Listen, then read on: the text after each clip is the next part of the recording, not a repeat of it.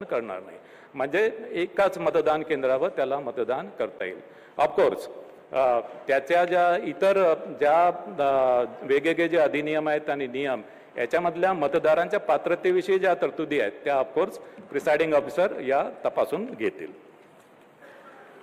मतदार जागृतीच्या संदर्भात मतदानाचा टक्का वाढावा यासाठी आम्ही 32 वेगवेगळ्या प्रकारचे ॲक्च्युली वोटर्स अवेअरनेस कॅम्पेन आम्ही घोषित केलेले आहेत आणि संबंधित नगर परिषद आणि नगरपंचायती यांच्या निधीमधून हे जे मतदान आणि काही निधी राज्य निवडणूक आयोगाकडे पण आहे.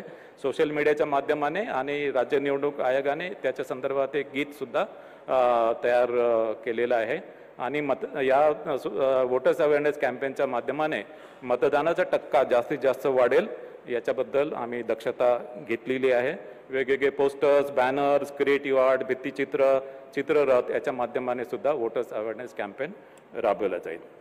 मतदान केंद्रावर पुरेशा सुविधा देण्यात आलेल्या आहेत आणि त्याच्यामध्ये विशेष करून दिव्यांग मतदार, तान्ह्या बाळासह ज्या स्त्रिया आहेत, गरोदर स्त्रिया आहेत, ज्येष्ठ नागरिक आहेत यांना प्राधान्याने मतदान करून दिलं जाईल.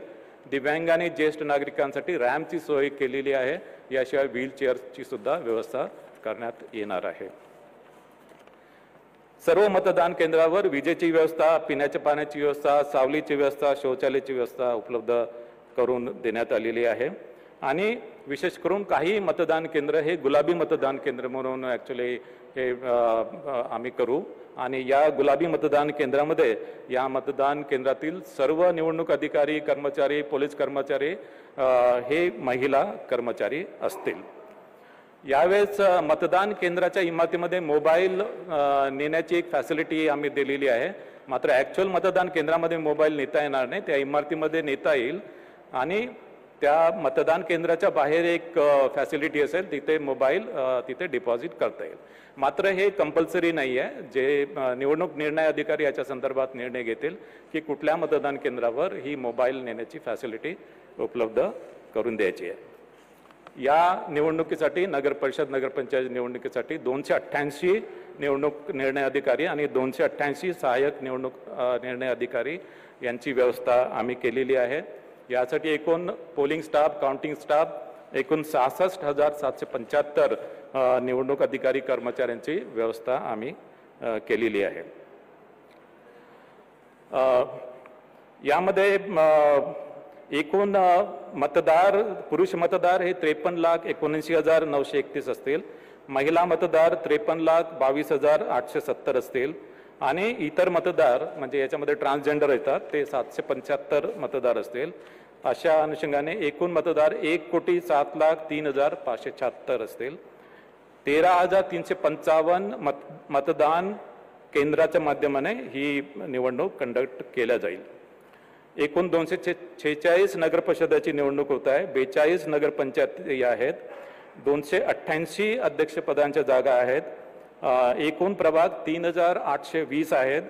एकूण सदस्य संख्या 6,859 आहे.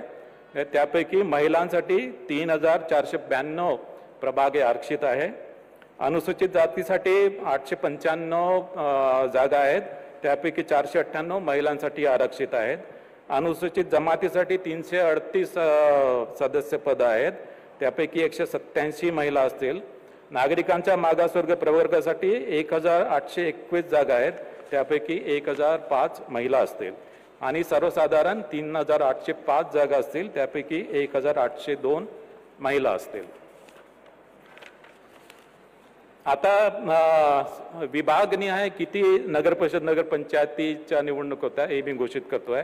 कोकण विभाग 27, नाशिक विभाग 49, पुणे विभाग 60, छत्रपती संभाजीनगर विभाग 52, अमरावती विभाग 45 आणि नागपूर विभाग 55.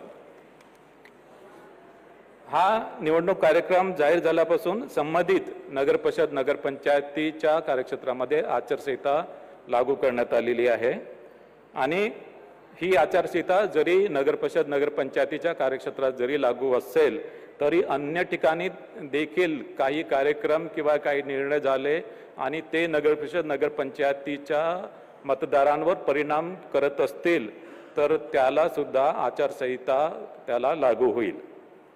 मात्र नैसर्गिक आपत्तीबाबत काही उपाययोजना किंवा मदत द्यायची असेल त्याला आचारसंहितेची आडकाठी राहणार नाही.